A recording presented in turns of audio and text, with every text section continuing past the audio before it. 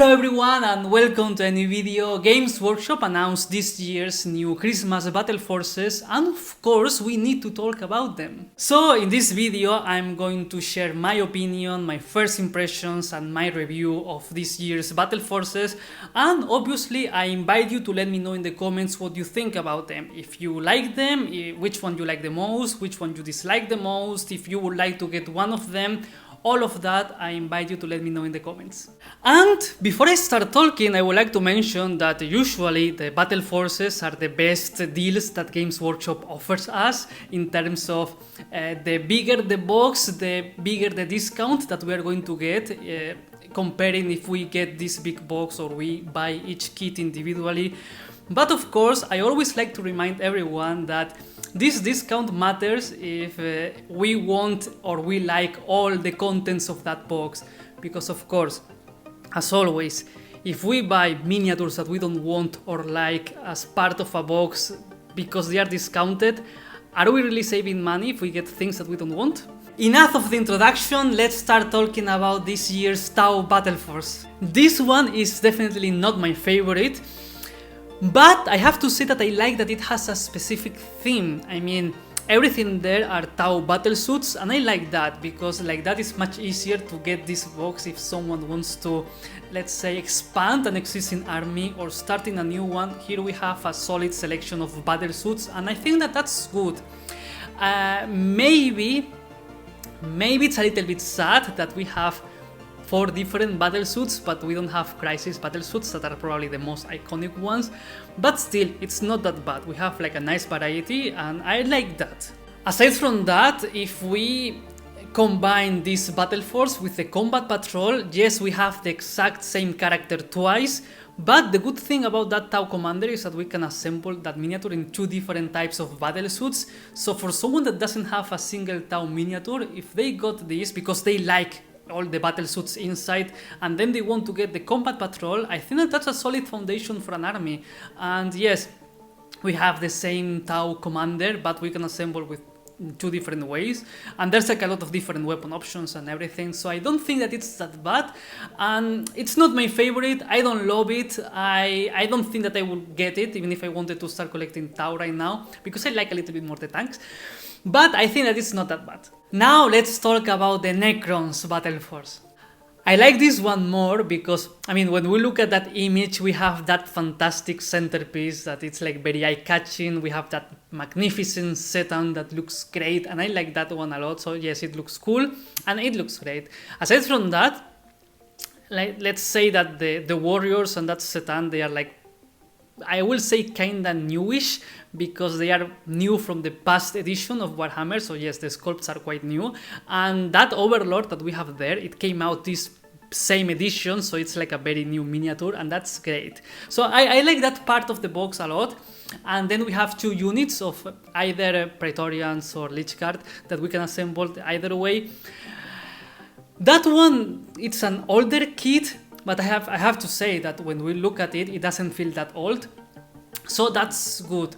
I mean, for someone that collects Necrons already, I have to say that probably they're going to have everything there, or they're going to have a lot of Praetorians or Lich Guard, and then Warriors, they were quite easily to get in the previous edition because they were in the starter sets. So for someone that collects Necrons already, they are not that tempting. But for someone that wants to start a Necron army right now, I have to say that this box looks very tempting. So I think that this is like a nice deal because we have like a lot of variety here, and everything is quite good looking. I don't know how things are going to be in game, but as someone that wants to collect the army, here we have like a lot of variety and options. That's great always. I mean, we had new character, then we have the magnificent centerpiece of the box, then we have the warriors that also comes with the Scarab Swarms, and then we have 2 units of either Praetorians or Lich Guard, or we can even make a big unit of 10. So we have variety, options and things to do there. And also, for someone that is starting to collect Necrons, if we combine this battle force with the combat patrol, we have like a very nice army, and I like those kind of things. So for someone that collects Necrons, I don't think that it's going to be very tempting. For someone that wants to start collecting Necrons, I think that this is a very nice and interesting box. Now let's talk about the Adepta Sororitas Battle Force. Again, I like that here we have a theme. Everything is close combat, everything is going to push forward against the enemy. We have fast mobility with those rhinos, and I like what I see here. Again, the same situation with the rest of the battle forces. This is much more attractive for someone that wants to start collecting this army rather than to someone that already collects this army, because I do think that Adepta Sororitas players will have already enough rhinos, enough repentias, and enough engines. So by itself, I like the box. I like that it has a theme. I like the variety, because 2 rhinos are good. If someone wants to start collecting this army, 2 is more, it's more than welcome, and I like the contents.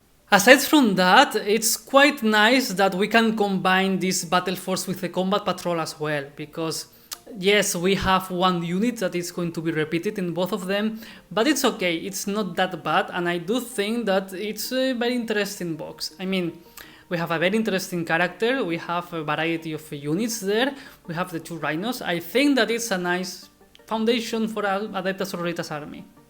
Let's talk about the Imperial Knights battle force. These are always very interesting because 2 of them and you already have a full army of Imperial Knights, so I have to say that these ones are always very interesting for everyone.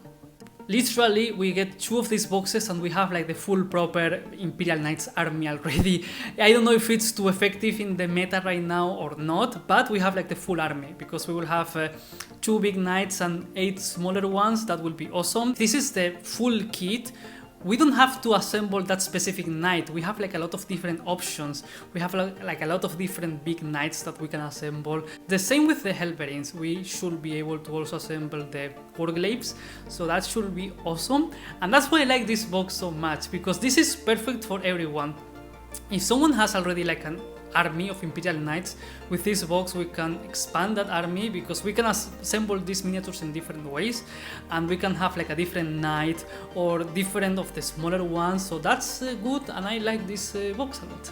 And now let's talk about the Dark Angels battle force, because we need to talk about this battle force. When I saw this, I was shocked, like literally shocked. I think that this is literally a perfect battle force for anyone that wants to start collecting Dark Angels, because it looks great. I mean, it's fantastic. I mean, it's funny, okay, because I remember when the Combat Patrol came out, I made a video talking about it and sharing my first impressions about the Combat Patrol, and me and everyone complained that there was not any single Dark Angel specific miniature there. They were all generic Space Marines, and that was not cool.